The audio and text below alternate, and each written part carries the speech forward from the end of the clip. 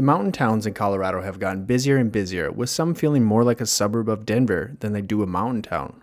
Well, if you want to get away from the crowds, here are the 8 best small towns in Colorado for a chill getaway. And I bet you've never even heard of the last one. First up, we have Pagosa Springs.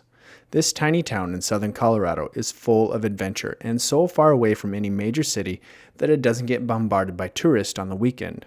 The town is peaceful enough, but it still has a lot of amenities for tourists. You can find some great restaurants and breweries on the main drag. And in the middle of town, there is a wonderful hot springs resort, sitting right on the edge of the river with multiple pools and varying degrees of temperature. You could go rafting or just float down the San Juan River right through town. The town is surrounded by a ton of hiking trails and waterfalls. Just north of town is Weminuche Wilderness, the largest wilderness in Colorado. There's even Chimney Rock National Monument, just out of town, which is full of some pretty cool Indian ruins.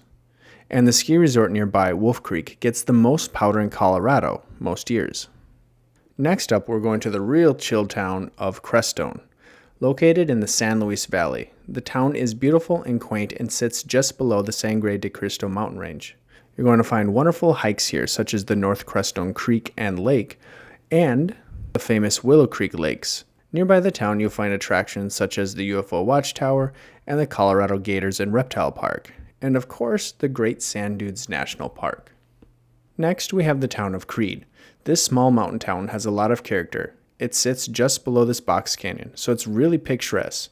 It's home to the world's largest fork, and there's a lot of beautiful mine ruins just above town.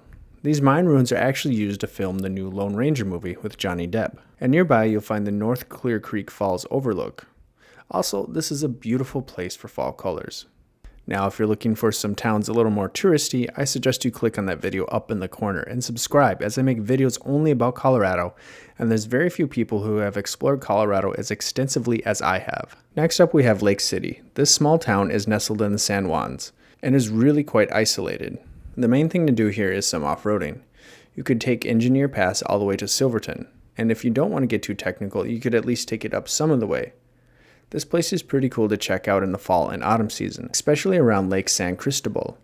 There's a nice overlook of the lake while driving up Slumgolian Pass. This would be one of the more touristy towns in this selection, but it's still pretty chill, and that is Leadville, Colorado.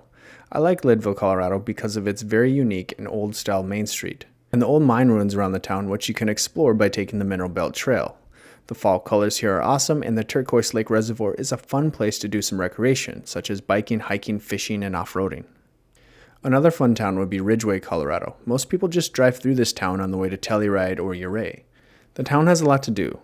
The Ridgeway State Park is a nice place to go boating, swimming, and I like to go up east to Owl Creek Pass to get some cool views of Chimney Rock and Courthouse Mountain, while also checking out Deb's Meadow, where they filmed the original True Grit shootout. You can also check out the oh-so-popular Blue Lakes, Mount Sneffels, and Last Dollar Road, where they also filmed other parts of the original True Grit, and you'll get some amazing views in the autumn season. Now, if you want to stay close to Denver while visiting something chill, you could try the town of Frisco or Dillon instead of going to Breckenridge.